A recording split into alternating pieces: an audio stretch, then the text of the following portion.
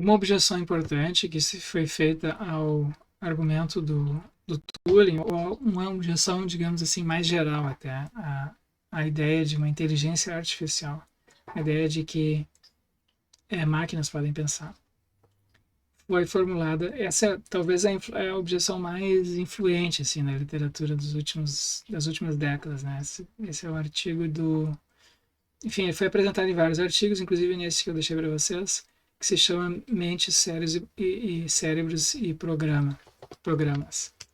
E o filósofo esse americano John Searle, ele elaborou uma hipótese, um experimento mental. Ele fez um experimento mental.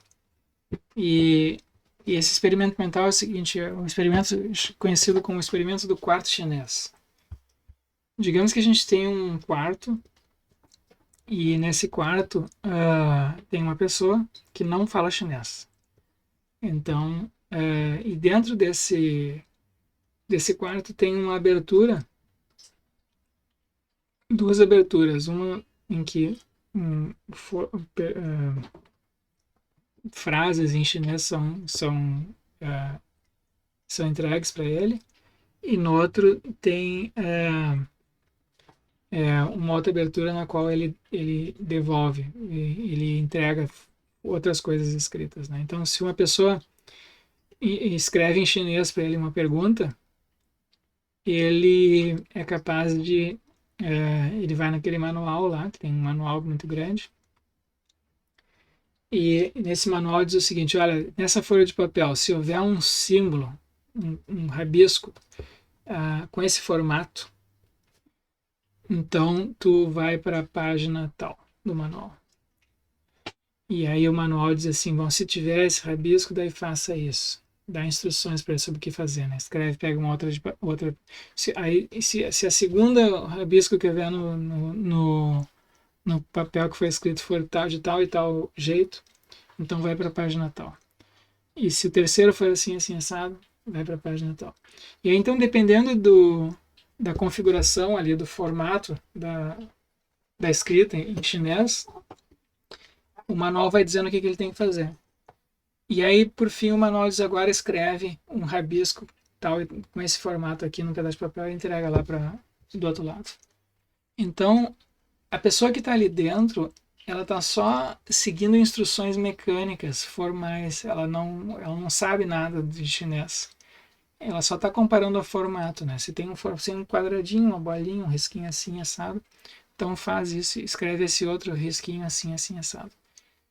E do ponto de, então a pessoa, então isso é feito de tal maneira que a pessoa pode entregar uma pergunta, digamos, em chinês, ali para numa das entradas, e do outro lado, se tem uma pessoa, ela pode receber a resposta para essa pergunta em chinês, mesmo que o sujeito que está escrevendo essas respostas, com base no manual, não sabe nada de chinês. Então, o Searle apresentou esse experimento do quarto chinês para dizer o seguinte: olha, é verdade que um computador pode simular o comportamento de um ser humano, mas o computador mesmo não sabe, não tem pensamentos, né? Não tem consciência. Então, nesse caso aqui, o computador pode ser, o computador funcionaria exatamente como esse quarto aqui, quarto chinês, né? Porque os comportamentos, o funcionamento do computador é puramente formal. O computador não, a gente só tem 0 e 1 e a maquininha vai para a esquerda, vai para a direita, aquela folha de papel, né? A memória, o processador. O processador mesmo não sabe o que está fazendo. E da mesma maneira que essa pessoa aqui que está dentro do quarto chinês escrevendo coisinhas no papel, ela não sabe nada de chinês. Mas o quarto chinês como um todo é capaz de simular o comportamento chinês. Então, a pessoa que põe a pergunta de um lado e recebe a resposta do outro pode ficar com a impressão de que tem ali dentro tem alguém que sabe falar chinês, né? Que está respondendo a pergunta para ele. Na verdade, não tem. Então, o Searle apresentou esse argumento para mostrar que, embora um computador seja capaz de simular um comportamento inteligente, ele próprio não é inteligente, ele é puramente mecânico, né? Da mesma maneira que esse quarto chinês aqui é capaz de simular o comportamento de um falante do chinês, mas a pessoa que está ali dentro não fala chinês a rigor. Então, o Searle apresentou isso como uma objeção. Ele diz a simulação do comportamento não é ele próprio uma exibição, né, não é suficiente para caracterizar a posse de pensamento, de consciência ou de outros atributos mentais. E algumas pessoas objetaram ao Searle, que disseram assim, tá, mas a gente não está querendo atribuir ao computador, quando se elabora a hipótese de que máquinas podem pensar, que pode haver inteligência artificial, né? A hipótese não é de que as partes da máquina pensem, né? Mas é que a máquina como um todo pense.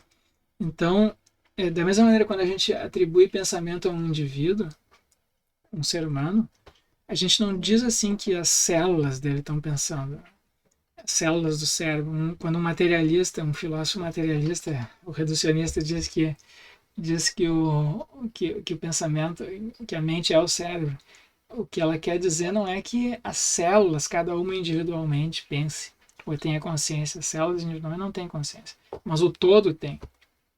Então, nesse caso aqui, algumas pessoas objetaram que esse argumento do Searle não seria suficientemente bom, porque ele está dizendo assim, você está vendo, a pessoa que está lá dentro não pensa. Então, a máquina não pensa, o quarto chinês não pensa, ou não fala chinês, né? A pessoa que está ali dentro não tem consciência do chinês, não fala chinês, não sabe nada de chinês, e, portanto, o quarto chinês não fala chinês. Mas aí eles dizem assim, sim, mas isso é uma falácia, porque quando a gente atribui a inteligência, quando algumas pessoas propõem ou sugerem, né, que possa haver a inteligência artificial, que máquinas possam pensar, o que elas estão dizendo não é que a cada uma das partes da máquina ali pense, mas é que a máquina como um todo pensa. E aqui a gente tem um indício, né, de que a máquina como um todo tá falando chinês. Então o Searle não ficou convencido com essa objeção e ele elaborou um novo experimento mental, que é o chamado ginásio chinês. Ginásio chinês. Então ele diz assim, tá, tudo bem. A ideia então é que a gente teria um todo que pensa, ou que fala chinês, ou que faz alguma coisa, que tem algum outro atributo mental, consciência, por exemplo. Um todo que tem, mas as partes não têm, né? Então ele diz assim, vamos pensar agora se a gente simulasse o comportamento de um cérebro com a população chinesa. A população chinesa. Então tem 1 bilhão e 300 milhões de habitantes na China. Se a gente, se cada um dos indivíduos na China desempenhasse uma função análoga ao de um neurônio, então cada um dos neurônios faz um processamento puramente formal, mecânico, né, de informações, que nem uma calculadora, uma máquina. E nenhum deles tem consciência do que o outro está fazendo, né? Então eles atuam em conjunto, mas enfim, um passa a informação para o outro sem que eles tenham noção assim do que o terceiro na linha lá está fazendo. Então, então bom, a gente poderia ter então a simulação, né, de um comportamento consciente por parte da população chinesa como um todo, mas sem que um soubesse do que o outro está fazendo. Então nós diríamos que a China está consciente, a China inteira está consciente, que além das consciências individuais chinesas haveria uma consciência da população como um todo, do país como um todo. E ele diz assim, bom, acho que não. Ele conclui, ele acha que é implausível isso, né? Então, enfim, então esse foi o contra-argumento que ele usou. A tese básica do Searle é que esses comportamentos de um computador, o funcionamento de um computador é puramente formal. Ele não tem nenhuma semântica, ele diz, né? Ele distingue entre o que ele chama de sintaxe e semântica. A sintaxe é a parte da linguagem, o estudo das regras puramente formais de uma linguagem, né? Então, que desconsidera o conteúdo, né, do que a gente está dizendo. Então a gente pode analisar sintaticamente, por exemplo, as frases do português, levando em consideração se as frases têm verbo, têm sujeito, têm predicado, se a colocação das palavras, a ordem das palavras é adequada, se tem ponto e vírgula no lugar certo, se os verbos estão conjugados. A gente pode fazer uma análise desse tipo, independente do que está, sem levar em consideração se o que está sendo dito é verdadeiro ou falso, por exemplo. A gente pode desconsiderar o conteúdo da frase e analisar só a estrutura formal da frase. Então, isso é a sintaxe. E eles, o comportamento, o funcionamento dos computadores é desse tipo. Eles consideram o conteúdo. E o nosso funcionamento mental é conteudístico. Quando a gente pensa de alguma coisa, a gente tem esse pensamento é sobre alguma coisa, não tem conteúdo, e ele pode ser verdadeiro ou falso. Então, o Searle argumenta que são tipos, né, de funcionamentos diferentes, por isso a gente não tem como atribuir pensamentos, inteligência, consciência, atributos psicológicos a máquinas. Ok?